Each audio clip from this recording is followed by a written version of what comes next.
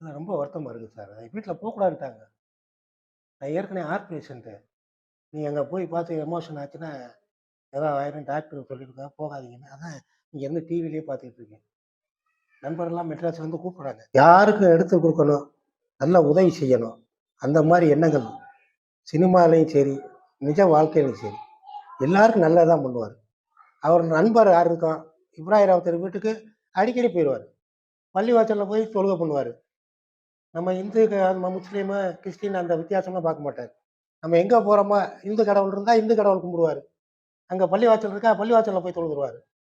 இல்ல கிறிஸ்டின் சர்ச்சுக்கு போணுமா, சர்ச்சுக்கு போயிருவாரு. ஒவ்வொரு பிறந்த நாளுக்கும் 3 கோயிலுக்கும் போயிருவாரு சார்.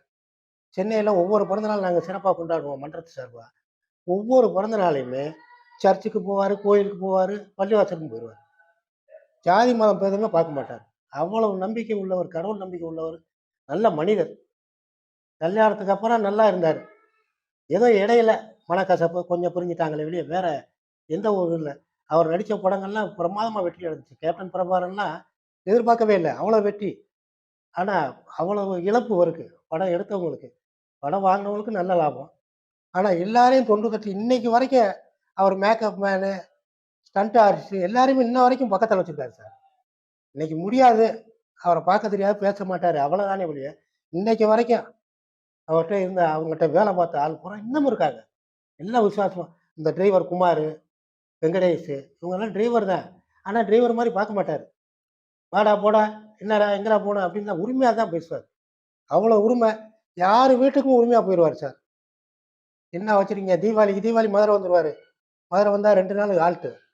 2 நாள் எல்லார் வீட்லயும் போய் என்ன வாங்கியிருக்கேன், எல்லா பலகாரத்தையும் வாங்கிட்டு வந்து சாப்பிட்டு தான் போவாரு. வேளாண் மூலையில ஆஃபீஸ் வச்சிருக்காரு. எல்லாரும் ஆஃபீஸ்ல வச்சு பட்டாசு வெடிக்கிறது.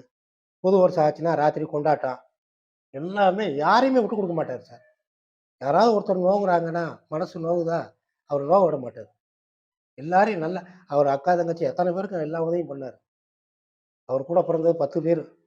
10 பேருக்கு எல்லா உதவியுமே பண்ணாரு. மூத்தவங்க டாக்டரா இருக்காங்க. விஜயலட்சுமின்னு. அவர் மச்சினரு துரைராஜ். அவரும் டாக்டர். அவங்க பையங்களும் டாக்டரா இருக்காங்க. அவங்க இப்ப சென்னையில இருக்காங்க. ஆனா முந்தியெல்லாம் எல்லாரையுமே அனுசரிச்சு போவாரு. எல்லாருமே அவங்க வீட்ல எங்களையும் வந்து விஜயகாந்த எப்படி கூப்பிடுறாங்களோ, அதே மாரி தான் அந்த தங்கச்சிய பூரா அண்ணேன்னு தான் கூப்பிடும். "என்னண்ணே எப்போ வந்தீங்க? அண்ணே வந்தாரா? போனாரா?" அப்படிதான். அதே மாரி இப்ராஹிம் வீட்ல. நட்புக்கு இலக்கணம் சார். சுருக்கமா சொல்லணும்னா. இன்னைக்கு அவர் நல்லா இருந்தாருன்னு வைங்க, எவ்வளோ பெரிய கூட்டமா இருந்தாலும் சரி, நாங்க போய் நின்டாட்டி அவன மேல கூப்பிட்றா அப்படின்றாரு. "ஏன்டா அங்க நிக்கிற? உள்ள வாடா" அப்படிம்பாரு. அதே மாரி எவ்வளோ கூட்டத்துக்கு போனாலும் நம்ம கூட்டத்துக்கு முன்னாடி நம்மள முன்னுக்கு கூட்டிட்டு போயிருவாரு. கூட்டத்துல காணாம போயிறக்கூடாது, நீங்க வாங்கடா அப்படின்னு. எவ்வளோ கூட்டமா இருந்தாலும் தைரியமா வருவாரு சார்.